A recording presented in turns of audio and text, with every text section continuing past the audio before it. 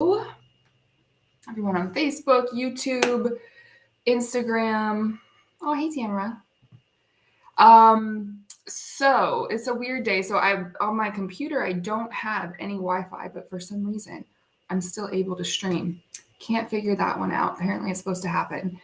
But this is actually a new time for me to go live. I usually go live Fridays at 10, but I have an event tomorrow. So I was like, well, I'm not going to just not go live this week because I said I was going to do it.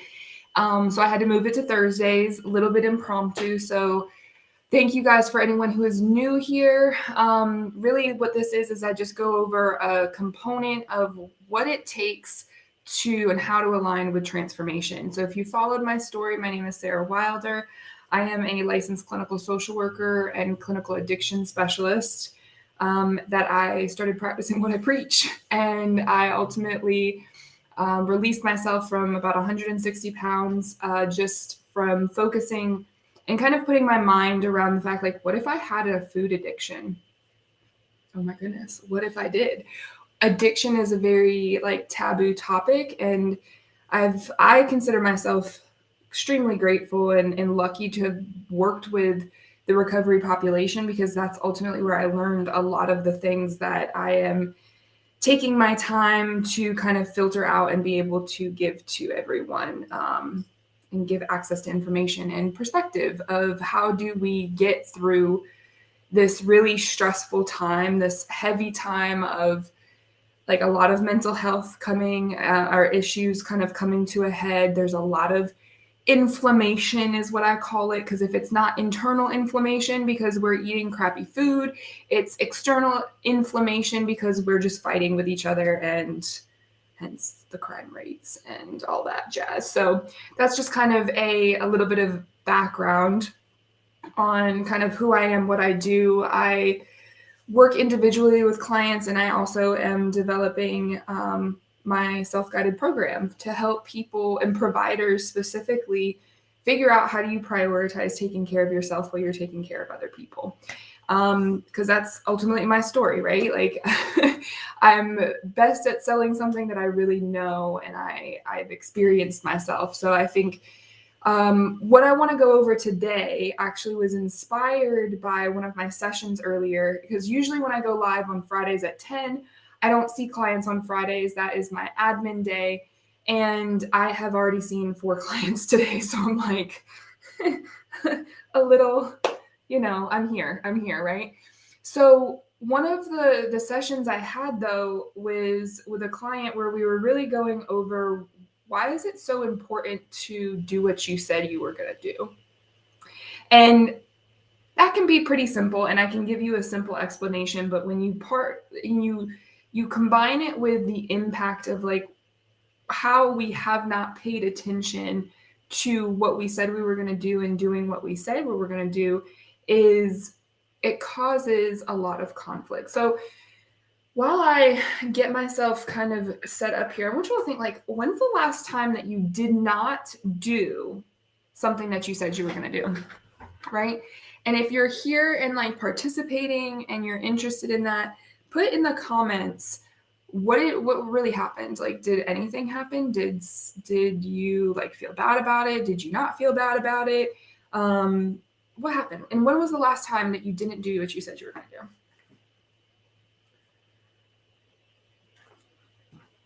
It's also the middle of the day. I'm so used to like speaking to the like people in the morning, and I'm a little like, I need some energy. Okay. So, oh, no internet. Funny.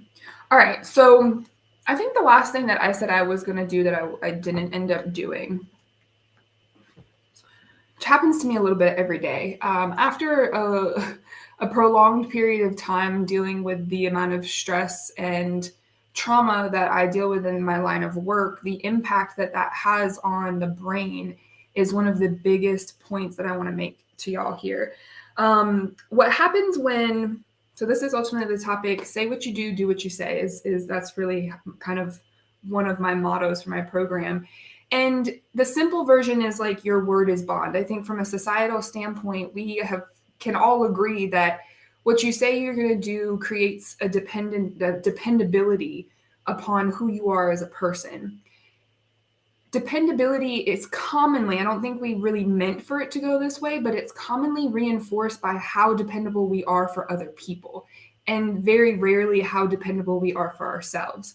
So when I work with my clients in therapy, a lot of the time I have to unpack and I have to open up some of the simplest things because we have to break them down.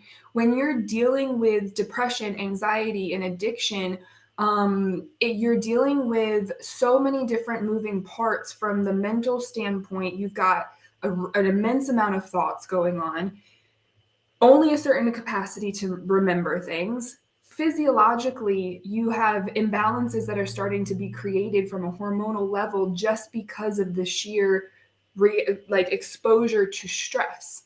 And so what happens, and why it's so important for you to be able to, and I say able very intentionally, be able to set realistic goals for yourself, is because that can either add to the issue or it can start taking away some of what I call that emotional debt. Just like you overspend your money, like if you ever have a relationship with money, which is a whole other topic, but just like you overspend money, you can overspend energy. Like you can overeat on calories. Every concept of what we deal with in therapy comes down to how do you use your energy and where does it have the most value. So when you don't do what you said you were going to do, so like this, like if I didn't do this live this week, the risk that I'm taking is creating an emotional backlog of and creating something that we call cognitive dissonance. I was supposed to say, like, show of hands, how many people have heard of cognitive dissonance? I do have someone here. So if you have heard of cognitive dissonance, let me know what's your understanding of it. Because if you haven't heard of it, really what happens is that your awareness starts to split. You put pressure on your cognitions and they split. So you now have almost like two things to remember because you didn't do what you said you were going to do, plus the thing that you now have to do to be able to get through to the next step. This is something, let me just disclaimer, that is not seen. This all happens internally. And if I'm giving the benefit of the doubt, it is a soft science. So this is also just how I explain it to people. If you want me to get clinical, I'll probably lose you real quick. So, because I don't even understand half of the clinical jargon. It is like cognitive dissonance and the neurotransmitters and da-da-da. I'm like, break it down for me, right? So it happens when you don't do what you say. Cognitive dissonance happens. So think about, okay, your brain is made up with two hemispheres, so two sides, your left and your right brain. They work together. They have to have these neural pathways to communicate with each other, to send signals, to be able to be like, all right, this is what we got to do. That's without any general to-do list in adult life, right? You have these automatic responses, your respiratory system, your heart, your circulatory system, your muscular system, all of those things are put on automated process. So when you, in a higher level of cognition, like making a decision, which is technically a high level, so if you can make decisions, you're pretty darn smart. If you make a decision to do something and then you don't do it, you put stress on that automatic process. So you automatically start, stressing yourself out, and you won't even know it. Now, I am, in a way, kind of exaggerating that, but also on the flip side, I'm not. To what degree of stress and how many times that gets done, and then what gets done to you and why do you do that in the first place? So where did you learn that from? That becomes very individualistic to the person. So everyone's personal physiological makeup, genetic makeup is different. So that's why having your own therapeutic space, your own doctor, your own treatment plan, and just your own general understanding of what works best for you and testing that out can be a better protocol than just trying to handle things yourself, like going to the internet and Googling, like, why do I have this rash? Don't do that. Honestly, like if you have any like courtesy to just me or the professional that you have to go back to, don't Google, because they are the source of information that you need to ask. Write down your questions versus going looking for them, because really the risk that you're taking there is, one, getting way too much information and not knowing how to categorize it, not knowing how to understand it to the point of how it actually applies to you. And then you're actually just subjected to way more confirmation bias potential for you to be exposed to just wrong opinions. If you haven't noticed, everyone's got an opinion, and including myself. I guess my protective factor that I understand and I kind of put out there for people is, take this, make sure it makes sense for you. I don't ever push my opinion on someone else, because it may actually not apply to where they are in their journey and what makes sense and where they come from. I just kind of, I know that I've been fired a couple times by clients because I've said some things that just don't make sense to them, or just didn't apply, and they didn't want that for their life. That's okay. But try to reduce the amount of you just going to the source of the internet to find, you will find whatever it is that you're looking for. Just like when you go to a shady neighborhood, you're going to find trouble if you think you're going to find trouble. Typically happens. That's confirmation bias. So when we are experiencing that cognitive dissonance, and we put that stress on ourselves during that time where all we did was we just didn't show up for us, starts this, excuse me, that's my cat. Maisie, come here. I knew this was going to happen. I really did. I should have known. I should have prepared, right? And it's actually kind of bringing me, ironically, to my next point, which is, how can you tell this is happening? Should have. Maisie, come here. Come here. So it's a whole story for another time, but she has this whole sweater. It's a story. Anyways. So how can you tell cognitive dissonance is happening? Use the most surface level thing, because all of this is happening under the surface. You can't see all of the different synapses and the chemicals that get released in the dysregulation of that. But you can hear yourself talk, which is how we started there in the first place, is do what you say what you do. If you do not say what you're going to do, you're less likely to do it. So if you hold it in your brain about okay, I'm going to do this and this, and you don't ever write it down, then you're not activating the sense that triggers the association to hold you more accountable to be able to actually carry out the behavior. Let me do that one more time, because it can get complicated very quickly. What we think influences what we do. And if you stop at just thinking it, you will reduce the amount of accountability to you actually doing it. So actually saying it out loud can increase your chance of being able to do it and holding it accountable. Saying it to someone else. I have this, I don't think it's a bad habit, but it's for me a habit that if I say, hey, remind me to do this, I'm actually creating the association for myself from that point in time that I end up remembering more, because I'm reminding myself that I need to remember something. These are all tips from being amongst a lot of different types of people who have been put under a certain amount of stress for so long that the cognitive dissonance is their natural state of being. That's what we see and label and know as attention deficit disorder, neurodivergence.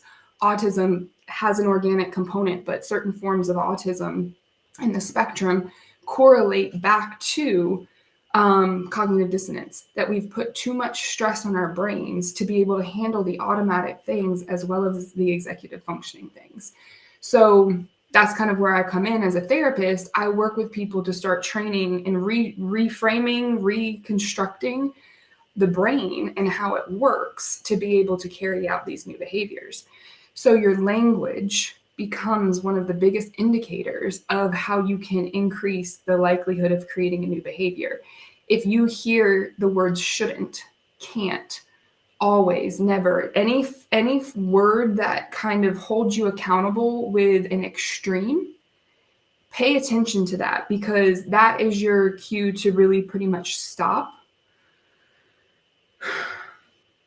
Take a deep breath and really truly feel the relaxation that your brain and just the release that your brain has from just giving it a brief second of less stress will cause you to stress less. So when you allow yourself that space to just be like, yo, okay, I didn't do what I said. Or I should have done this. Indicate red flag, like, let me back up. What did I not do? How did I not show up for myself or my need? Then you have a clear indication of what could be the next best step to reduce the amount of stress that you put on yourself. It's automatic. Like, we're automated beings. We keep going and going and going. Like, I am notorious for it, to the point where it's a secondary skill that we have to learn to be able to slow down and attend to our own needs. Because I'm going to try to keep this kind of condensed here and out of an opinion, but we have been conditioned by some real effed up standards from a societal level to say that these particular things, that success means a certain thing and you have to do it a certain way. Productivity is prioritized over everything, and efficiency. Some of my core values there have compromised our happiness, our peace, our ability to just not be stressed the F out.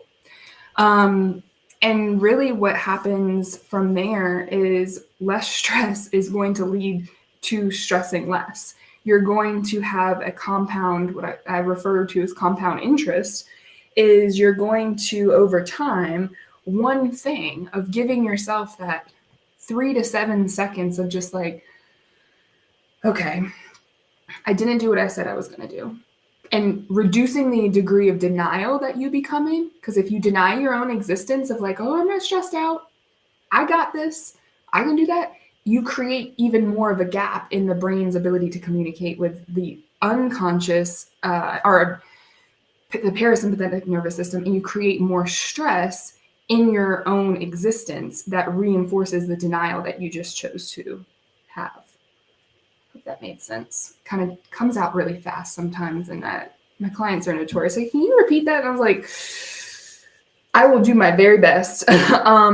So when you take that just brief moment to acknowledge, like, hey, I didn't show up for myself today. I didn't do, if you are able to get a plan out for your day, I wasn't able to eat lunch. I'm good for that one.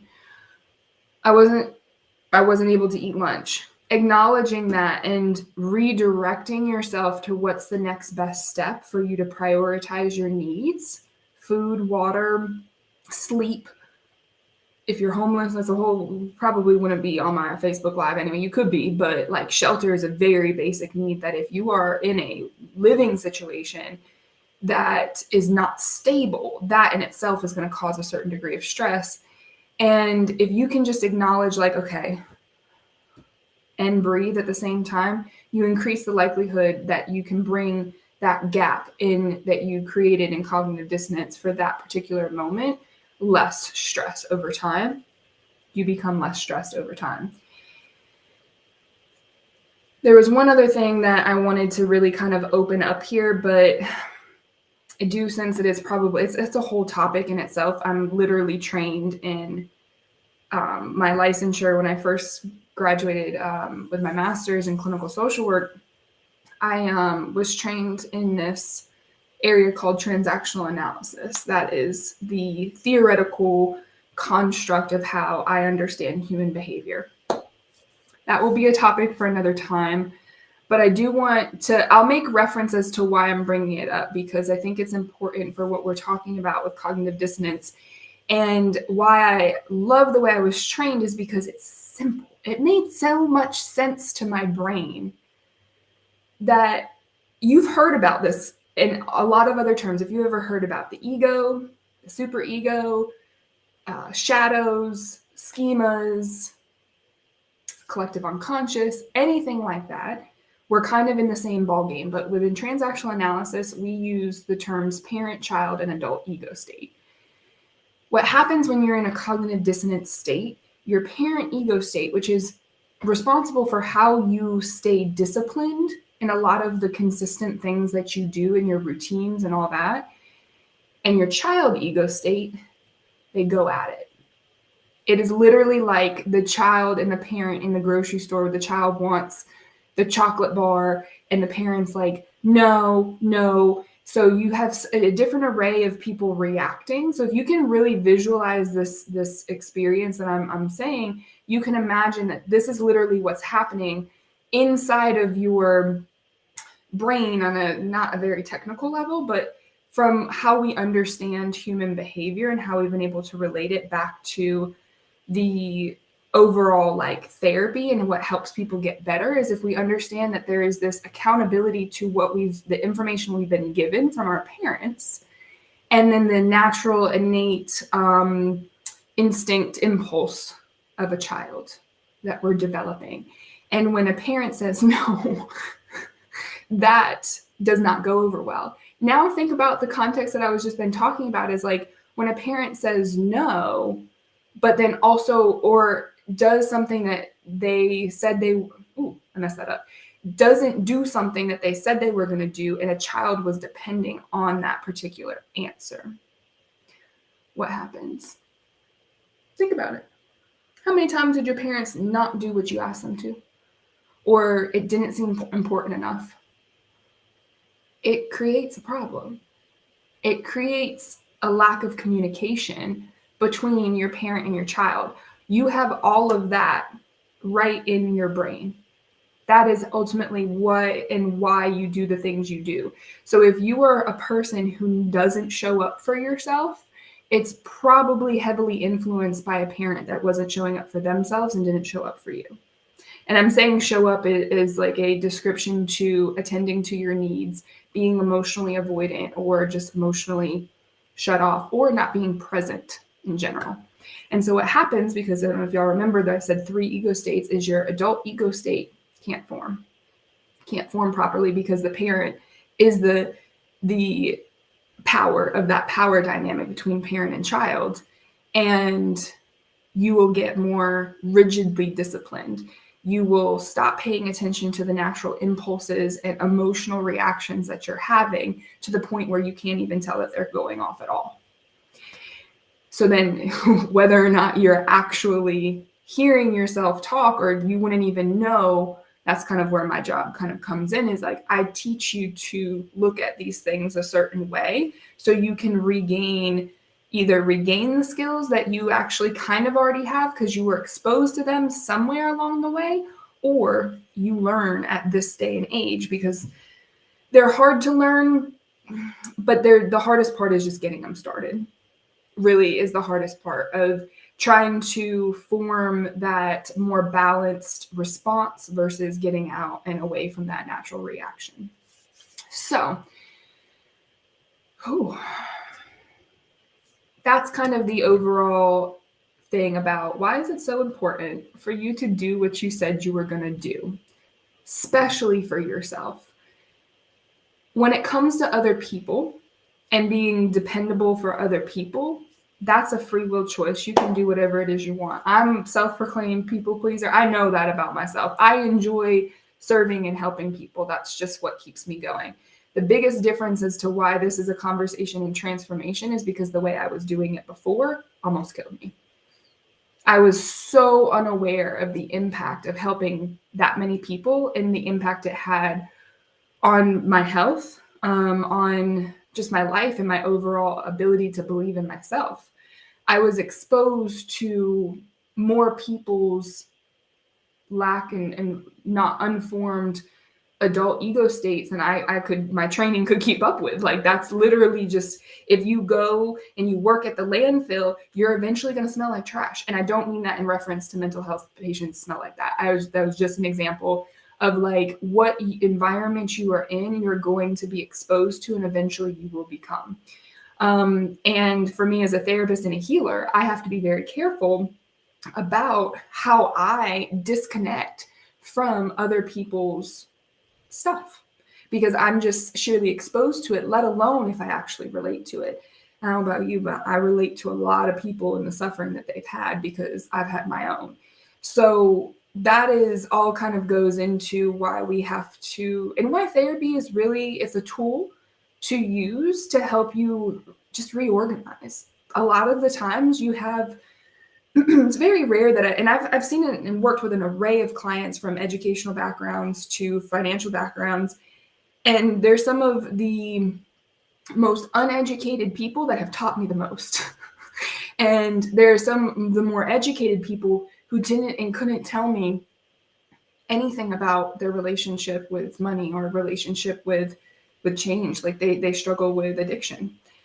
So there's really no discrimination to how this and why therapy is actually needed. We all need a space to be able to kind of clear out what's not actually needed in our lives and in our thought processes, because we have so many of them and we have all of this dissonance because we either haven't showed up for ourselves or people haven't showed up for us, and we create this gap in how we're able to really move and understand the world. And so therapy becomes that space where we just start collecting all the pieces back, and then we start putting them together, and then we start actually getting to the point where you get to do what you want to do. At least that's the therapy that I do. That's the therapy that I do. I can't say everyone else does it like that. Everyone has their certain niche and expertise and based off of how they've learned, but that's ultimately what I do. I'm proficient and experienced in being able to get people started on things that they never thought were possible in their lives, and understand how they can make their life makes more sense for them.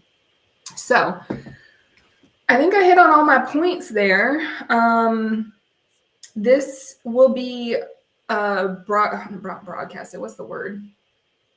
Streamed to my YouTube. So if you want to rewatch it, I'm going to keep it on Instagram as well. If you can share it to someone who, maybe could definitely, this is just scratching the surface, but this is where my program will unpack the concepts of the parent ego states, transactional analysis, cognitive dissonance, everything that I kind of skimmed over today. But the topic of, today really being more of like, make sure that if you say you're going to do something for yourself or do something for other people, if it really means something to you, make sure you can figure out how to prioritize that, because on the back end, it could be hurting you even more to separating you from the person that you really want to be. And after a certain point in time, you're going to hold yourself accountable to like, oh, I should have done this. And that's not making the problem any better whatsoever. So I'm going to wrap it there. Thank you guys for listening. I really do appreciate you tuning in. And I will see you next Friday at 10 a.m. I'm going to go back to Fridays for now. But you can check out my YouTube. So thanks. Have a great day.